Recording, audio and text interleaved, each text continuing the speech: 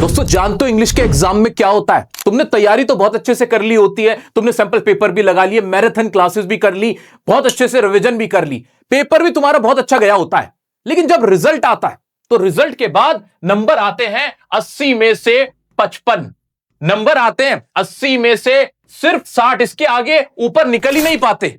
ऐसा इसलिए होता है कि तुमने अपनी प्रिपरेशन के टाइम पे कुछ ऐसी बड़ी मिस्टेक्स की थी, ऐसे ब्लंडर्स किए थे जिसका तुम्हें कभी पता ही नहीं चल सका, और बहुत मेहनत करने के बावजूद भी नंबर कम रह गए। अब तुम पास होने के बाद दूसरी क्लास में चले जाते हो और तुम सोचते ही नहीं हो कि तुमने वो मिस्टेक्स कहां की थी, कैसे की थी। आज मैं तुम्हारे बोर्ड एग्जाम से पहले, तुम्हारे फाइनल एग्जाम से पहले इंग्लिश के तुम्हारी वो 5 गलतियां बता रहा हूं जिसके बारे में अगर तुम्हें नहीं पता ना तो तुम वो गलतियां करोगे और अपने कम से कम 10 से 15 नंबर कम करवा लोगे।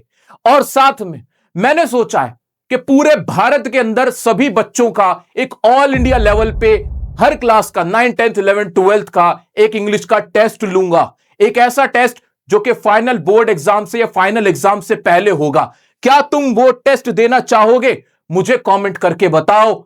आई वॉन्ट टेस्ट। अगर इस वीडियो पे 25,000, जी हां 25,000 अगर कमेंट्स होते हैं तो मैं समझ जाऊंगा कि तुम्हें वो टेस्ट चाहिए और मैं तुम्हारा ऑल इंडिया लेवल पे वो टेस्ट कंडक्ट कराऊंगा। गलती नंबर 1, नोइंग द आंसर। मुझे आंसर आता है, बस अब टेंशन सारी खत्म हो गई, बस मुझे नंबर मिल गए। नहीं, आंसर आने के नंबर नहीं होते, आंसर लिखने के नंबर होते हैं। हम क्या करते हैं कि हम सिर्फ चैप्टर की स्टोरी समझ लेते हैं, हिंदी में स्टोरी समझ लेते हैं, उसे इंग्लिश में कैसे पिरोना है, कैसे लिखना है, वो हमें पता ही नहीं होता। 5-5 घंटे की, 8-8 घंटे की मैराथन क्लासेस तो ले ली हैं, टीचर को तो पता है, उन्होंने तो हिंदी में तुम्हें उसकी स्टोरी ट्रांसलेट करके बता दी है। लेकिन तुम्हें कितना आता है? क्या वो लिख पाओगे? नहीं, वो लिखना नहीं आता। होता क्या है, एग्जाम में जैसे ही क्वेश्चन पेपर हाथ में आया, उसमें क्वेश्चन आया कि Griffin was an eccentric scientist. हाँ, ये तो करा था, हाँ हिंदी पता है हमें कि उसने ये किया था, वो किया था, और जब लिखने बैठे, लिखने में डब्बा गोल हो गया। तो कभी भी ये गलती मत करना कि हिंदी में तुम्हें स्टोरी पता करनी है। नहीं, इनफैक्ट तुम्हें उसकी इंग्लिश भी आनी चाहिए, आंसर को लिखना भी आना चाहिए। अब वो कैसे सीखोगे, उसके लिए भी मैं तुम्हें बताता हूं। वीडियो के एंड तक जाते जाते तुम्हें सभी सवालों के जवाब मिल जाएंगे। Mistake number 2, previous year question और एनसीईआरटी के क्वेश्चंस को ना पढ़ना। बहुत सारे बच्चे इंग्लिश के अंदर पीवाईक्यूज को छोड़ देते हैं और उनको देखते ही नहीं, जबकि क्वेश्चंस वहीं से आते हैं, वही मोस्ट इंपॉर्टेंट होते हैं। कोई सैंपल पेपर इतना इंपॉर्टेंट नहीं है, कोई क्वेश्चन बैंक इतना इंपॉर्टेंट नहीं है जितने इंपॉर्टेंट पीवाईक्यूज और एनसीईआरटी हैं। इनफैक्ट मैंने बहुत से लोगों को यह कहते हुए भी सुना है कि इस वक्त जब तुम्हारे एग्जाम में 1 महीना भी नहीं रहा है तो तुम पीवाईक्यू और एनसीईआरटी मत करो, सिर्फ मैराथन क्लासेस लो। मैराथन क्लासेस तुम्हें तभी फायदा पहुंचाएंगी जब तुम्हें खुद क्वेश्चन का आंसर लिखना आएगा। कोई भी मैराथन क्लास तुम कर रहे हो, इंग्लिश की या कोई और भी सब्जेक्ट की, याद रखो जब तक तुम खुद लिखकर नहीं देख रहे, बिना देखे तुम्हें उसका आंसर नहीं आ रहा है, तब तक समझना उस मैराथन क्लास का तुम्हें फायदा नहीं हो रहा है। तुम्हें खुद वो क्वेश्चन सॉल्व करना आना चाहिए, वही साबित करेगा कि हां अब तुम्हें वो सवाल आ गया है कि नहीं आ गया है। टीचर ने सॉल्व कर दिया, टीचर ने 5 घंटे खड़े होकर पढ़ा दिया, इसका यह मतलब नहीं हो जाता कि तुम्हें आ गया है। टीचर को पहले से ही आता है, वो एग्जाम देने नहीं जाएंगे, वहां तुम्हें अकेले बैठना है। इसलिए याद रखो, पीवाईक्यूज और एनसीईआरटी खुद तुम्हें सॉल्व करके लिखना है, खुद उनके आंसर लिखकर देखने हैं। चाहे रफ राइटिंग में लिखो, चाहे शॉर्ट में लिखो, लेकिन लिख लिख कर देखो, यह तुम्हारे लिए सबसे बेस्ट रहेगा। स्टूडेंट्स के बीच एक सबसे बड़ा मिथ है कि अनसीन पैसेज की प्रैक्टिस करो। बहुत सारे टीचर्स, ट्यूटर्स भी ये काम करवाते हैं कि अनसीन पैसेज बहुत सारे दे देंगे, सैंपल पेपर में से लगे रहो, उनके आंसर लिखना। याद रखो, अनसीन पैसेज के अंदर ना कोई फॉर्मेट होता, ना कोई इसका राइटिंग का स्टाइल होता, वो सिंपल होता है। उसमें सिर्फ तुम्हें पढ़ना है, समझ आया तो ठीक, नहीं समझ आया तो तुम उसका कुछ नहीं कर सकते हो। इस चीज को अपने माइंड में एकदम क्लियर रखो। तो अगर तुम अननेसेसरीली अनसीन पैसेज में अपना टाइम लगा रहे हो तो इसका मतलब है तुम अपना टाइम वेस्ट कर रहे हो। इसकी जगह तुम्हें फोकस करना चाहिए कि तुम्हारी वोकैब बहुत अच्छी बने। वोकैब जितनी अच्छी तुम्हें आएगी उतना अच्छा तुम अनसीन पैसेज को समझ पाओगे, पढ़ पाओगे। साथ ही अपनी रीडिंग की हैबिट तुम्हें बढ़ानी होगी, क्योंकि अनसीन पैसेज किसी किताब से नहीं पूछे जाते हैं, किसी सैंपल पेपर से नहीं पूछे जाते, वो किसी को भी नहीं पता वो कहां से आएंगे।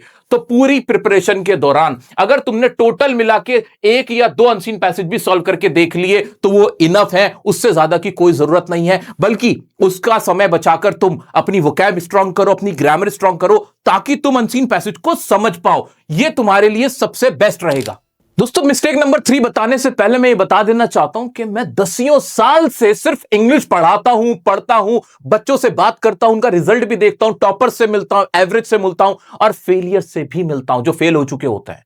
मैं जानता हूं कि तुम किस तरह से सोचते हो, इसलिए मैं तुमसे ये सारी बातें कर पा रहा हूं। बच्चे क्या करते हैं, बहुत सारे बच्चों को इंग्लिश फ्लैक्स करने का भी शौक होता है। उनको लगता है मुझे इंग्लिश बोलना आता है तो मैं बहुत अच्छा इंग्लिश में स्कोर भी कर सकता हूं, कर सकती हूं। याद रखना, तुम्हारे खुद के जो इंग्लिश के कीवर्ड्स हैं, जो वोकैब तुम यूज कर रहे हो, वो एग्जाम में लिखने के नंबर नहीं होते, बल्कि जो चैप्टर्स के अंदर वोकैबुलरी यूज की जाती है, जो कीवर्ड्स यूज किए जाते हैं, एग्जामिनर तुम्हारा कॉपी चेकर वो देखकर तुम्हें नंबर देता है। तो तुम्हें वो कीवर्ड्स यूज करने, रादर देन तुम अपने मन से जो कि स्लैंग्स तुम यूज कर रहे हो या ऐसी वोकैब यूज कर रहे हो जो चैप्टर में थी ही नहीं, तो उसके मार्क्स नहीं मिलते।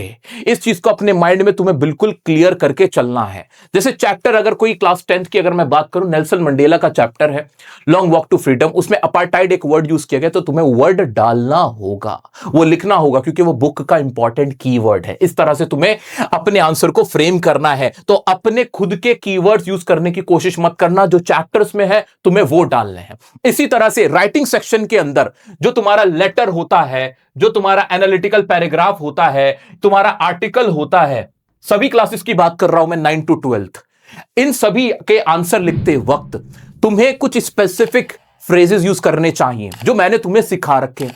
अगर तुमने वो नहीं यूज किए तो तुम्हारा आंसर इंप्रेसिव नहीं लगता है। तो तुम्हें स्पेसिफिक कुछ वर्ड्स होते हैं, फ्रेजेस होते हैं, जिनको तुम्हें वहां लिखना ही है, जिससे तुम्हारा आंसर प्रोफेशनल लगेगा, नंबर ज्यादा मिलेंगे। लास्ट गलती जो कि मोस्ट इंपॉर्टेंट है तुम लोगों के लिए, वो है नॉट फॉलोइंग 5 TRP। 5 TRP क्या है? 5 TRP है टीओ सर का 5 टाइम्स रिवीजन प्लान।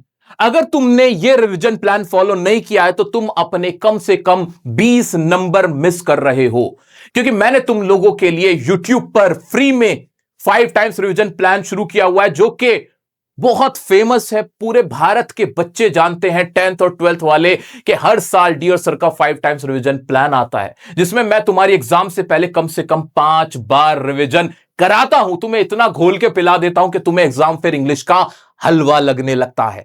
अगर तुमने ये प्लान फॉलो नहीं किया है तो तुम बहुत बड़ी मिस्टेक कर रहे हो। That's a blunder. अगर तुमने फॉलो नहीं किया तो ये बहुत बड़ा ब्लंडर कर रहे हो। तुम्हें मेरे बताए रास्ते पे चलने में बहुत फायदा होगा। मेरा एक्सपीरियंस, मेरी मेहनत तुम्हें नंबर दिला के आएगी। तो अगर तुमने इसकी पहली रिवीजन वीडियो नहीं देखे हैं तो फर्स्ट रिवीजन पहले कंप्लीट कर लेनी है 2x पे। सेकंड रिवीजन, लाइव रिवीजन चल रही है 10th की भी और 12th की भी। डेट्स यहां पे मेंशन कर दी गई हैं। क्लास 10th की लाइव रिवीजन लेक्चर की डेट्स है और ये 12th की डेट्स है। तुम्हें ये सब live revision lectures on time देखने हैं, अच्छे से देखने, जो मैं बताता जाऊं वो करता जाना है। और साथ में आंसर राइटिंग के जो भी मैं पॉइंट्स तुम्हें समझाऊं, जो भी वोकैब मैं तुम्हें दूं, तुम्हें वो फॉलो करनी है। दोस्तों, उसके बाद मुझे पूरी उम्मीद है कि इंग्लिश के एग्जाम में तो तुम्हारे बहुत बढ़िया नंबर आएंगे। तुम्हें कोई भी डाउट हो, कहीं कोई दिक्कत हो, ये रहा मैं इंस्टाग्राम पे, यहां कमेंट में, कहीं पे भी तुम मुझसे पूछ सकते हो। तुम्हारा बड़ा भाई तुम्हारे साथ खड़ा है। 5 TRP के साथ 80 में से 80 नंबर लाएंगे, इस विजन के साथ जाएंगे, ये हमारा गोल होगा और इंग्लिश में धुएं उड़ाएंगे। याद रखना, last but not the least, English में उसके नंबर नहीं आते जिसकी इंग्लिश बहुत अच्छी होती है। क्या कहा मैंने? इंग्लिश के एग्जाम में उसके नंबर नहीं आते जिसकी इंग्लिश बहुत अच्छी होती है। इनफैक्ट इंग्लिश में उसके अच्छे नंबर आते हैं जो एग्जाम में लिखकर सही आता है। अगर तुमने कोई चैप्टर पढ़ा, चैप्टर की कुछ लाइंस तुमने रट के वहां उगल के आ गए, इंग्लिश नहीं भी आती तो भी नंबर मिलते हैं। वहां तुम्हारी इंग्लिश की नॉलेज चेक नहीं हो रही होती, बल्कि इतना होता है कि वो जो लॉन्ग आंसर जो तुम पहले से याद करके गए हो, वो कीवर्ड्स जो तुम पहले से याद करके गए हो, वो अगर तुम वहां उगल के आ गए किसी तरह तो तुम्हारे नंबर आ जाते हैं। ऐसा तुम्हारे साथ होता है कि नहीं, कि तुमसे कम इंग्लिश जिसको आती है उसके तुमसे ज्यादा नंबर आ जाते हैं। और तुम्हारे कम रह जाते हैं। वो इसीलिए रह जाते हैं क्योंकि इंग्लिश के एग्जाम में इंग्लिश का टेस्ट नहीं होता, उन चैप्टर्स का टेस्ट होता है, उन लेटर राइटिंग के फॉर्मेट का टेस्ट होता है, जो कि 2-4 बार अगर तुम देख लोगे और उगल के आ जाओगे तो भी नंबर मिल जाएंगे। ये मैं तुम्हें लूप होल बता रहा हूं तुम्हारे इंग्लिश के एग्जाम का। दोस्तों, इसी तरह की सारी बातें, सारे ट्रिक्स मैं तुम्हें देता रहूंगा अब से लेकर एग्जाम तक और उसके बाद तक। मिलते हैं नेक्स्ट वीडियो में। ये वीडियो पसंद आई हो ना यार, तो लाइक से भर देना है, अपनी पावर दिखा देना कि कितना दम है तुम्हारे अंदर। चैनल को सब्सक्राइब करके रख लेना, क्योंकि यह भारत का सबसे बड़ा इंग्लिश लर्निंग प्लेटफॉर्म है, तुम्हारा चैनल डियर सर। मिलता है नेक्स्ट वीडियो में, तब तक के लिए खुश रहो, बढ़िया से मेहनत करो। तुम्हारा भाई तुम्हारे साथ है।